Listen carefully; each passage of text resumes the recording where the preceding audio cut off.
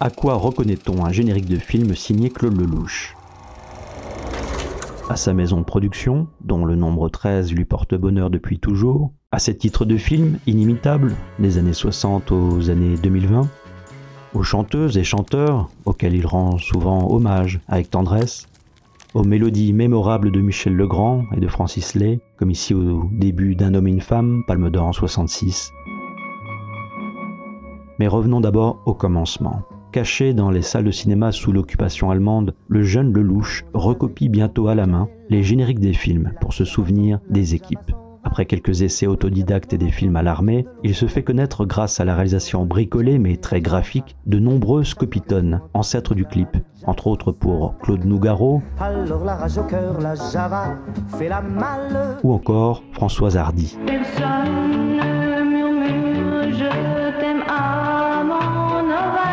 A noter que ce mini-film de 1962 cause alors un scandale car le réalisateur ose montrer les genoux des jeunes femmes, interdit à l'époque.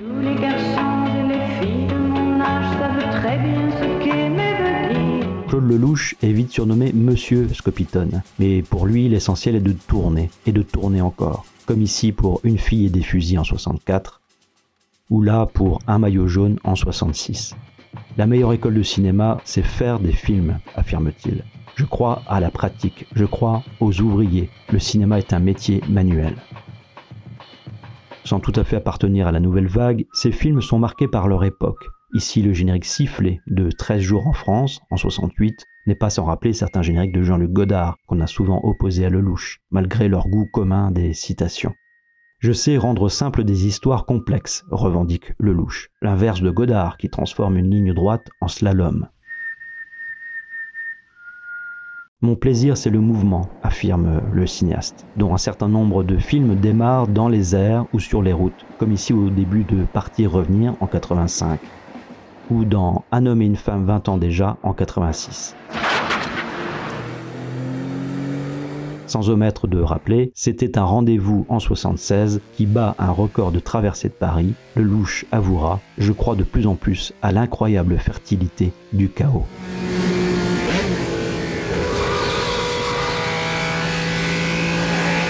Cherchant sans cesse de nouvelles formes et formules, Claude Lelouch fait appel à Jean Fouché pour réaliser le générique en papier journal de Vivre pour vivre en 67. Pour Un homme qui me plaît en 1969, c'est par les contrastes sonores qu'il démarre son portrait d'un compositeur de musique de film joué par Jean-Paul Belmondo. Chaque spectateur redevient ici une sorte de maison du son, idée chère à Michel Serres, le cinéaste suggérant à son public d'être attentif et sensible aux moindres modulations à venir.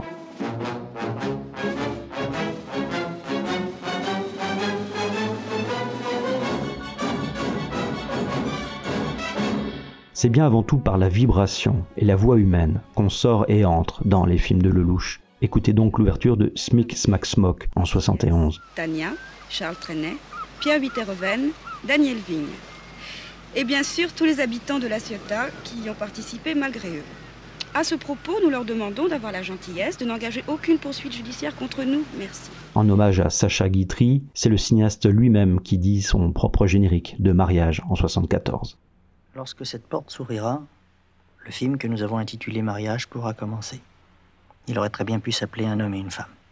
Lelouch va jusqu'à se mettre en scène en ouverture de Viva la vie en 84. C'est pourquoi je voudrais lancer un dernier appel à ceux qui iront voir le film, pour qu'ils aient la gentillesse en sortant du film, qu'ils aient aimé ou pas, de ne pas trop raconter l'histoire pour que les futurs spectateurs puissent en profiter un tout petit peu.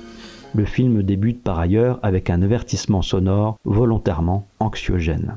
Mesdames et messieurs, nous tenons à rappeler à notre aimable clientèle qu'en cas d'alerte, notre salle de cinéma, équipée d'un abri protection 4 atmosphères, est à votre disposition. Le réalisateur proposera d'autres génériques parlés, dont celui de Les uns et les autres en 81, dit par Francis Huster. Les hommes et les femmes dont vous allez faire la connaissance sont entrés dans ce film parce que leur histoire était très incroyable, ou très banale. Ils seront interprétés par Robert Hossein, Nicole Garcia. Sans oublier William Lémergie, lançant Hasard ou coïncidence en 98. Alors nous vous donnons rendez-vous lundi soir, à 22h30, sur TF1, ne vous trompez pas, pour ce spécial, pour ce face-à-face entre les hommes et les ours de Churchill.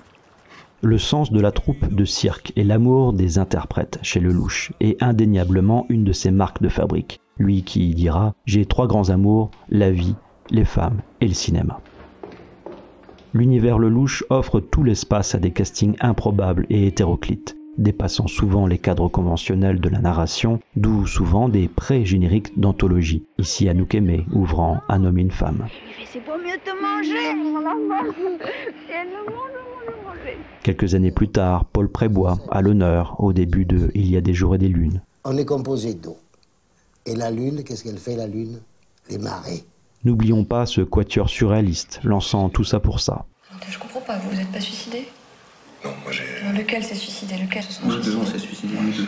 Vous tous les deux? Ouais. Fabrice Lucchini, regard caméra, rendant hommage à Bernard Tapie au début de Homme, Femme, Mode d'emploi en 96. La première fois que j'ai entendu parler de Benoît Blanc, c'est comme tout le monde, quoi, par les médias. La bouille de Jean-Pierre Mariel au tout début de Une pour toutes en 2000. Ou encore Tiki Olgado, atteint d'un cancer dans sa toute dernière apparition à l'écran en ouverture des Parisiens en 2004. Tiens, va faire un câlin à Régis. Pour Claude Lelouch, l'art des génériques est l'art de dire l'altérité et de dire le talent des autres. Il y a d'ailleurs tellement de cartons proverbiaux dans ces films qu'on laissera ici à chaque cinéphile le plaisir de les identifier et les redécouvrir tous. Plus modeste qu'il n'y paraît, Lelouch c'est aussi un firmament de dédicaces au fil des décennies, transformant le générique en territoire de reconnaissance et de don. L'introduction de Ces amours-là en 2004 pourrait être une illustration du livre S'émerveiller de Belinda Cannon. Une forme de résistance au malheur et à son long ruban de peine consiste à cultiver la capacité de s'émerveiller, car c'est elle qui donne son prix à l'existence. Il y a dans l'émerveillement éprouvé devant le monde modeste toute la promesse contenue d'être vivant, d'être ici, d'être libre et de partager cette liberté avec nos semblables.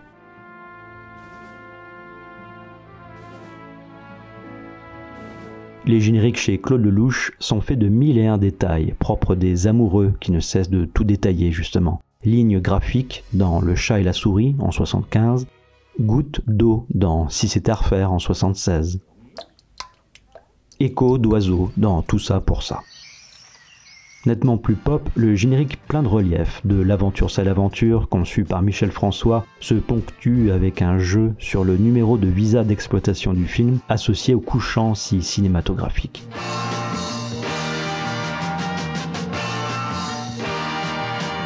Les fins de films de Claude Lelouch sont marquées par des dates inscrites, comme on le fait avec L'art épistolaire. Ici à la fin de La bonne année en 73, en conclusion de Mariage en 74, ou encore à la fin de Toute une vie.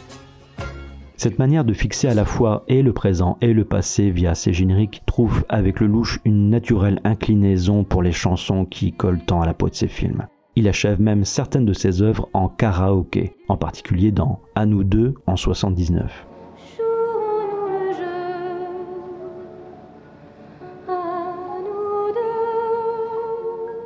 Mais aussi en 2019, à la fin de La vertu des impondérables.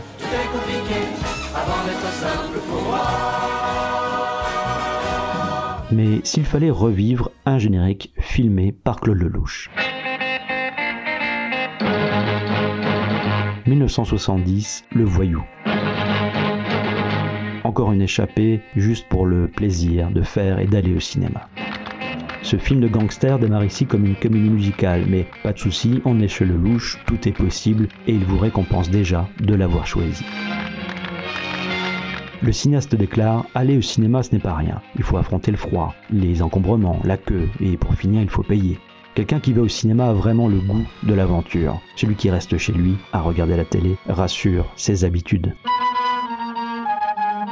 Qu'on aime ou pas, le réalisateur Lelouch donne tout. Personne ne peut lui retirer la générosité et la passion de ses films et de ses génériques. Ici, typographié encore par Michel François. C'est même quand c'est too much que cela devient précisément du Lelouch. Ça déborde, ça danse, ça chante, ça sort du cadre, c'est un peu fou. Définis comme un cinéma d'auteur populaire par Gilles Jacob, les films de Claude Lelouch auront rarement été épargnés par les critiques au fil des années. Et le cinéaste d'avouer, 1000 fois, j'ai été tenté de dissimuler mon nom au générique. Pourtant, ce qui est nommé reste en vie, rappelle Elias Canetti et l'art des génériques. le cinéaste Lelouch aura finalement survécu à toutes les époques. Et après 50 longs métrages, souvent des paris risqués, ce seront aussi 50 génériques désarçonnants, construits comme des êtres et des lettres d'amour. All the evil I'm doing will lead me to my ruin. Wait and see. Though my greed will destroy me, my fame will grow. The world will know of live for you.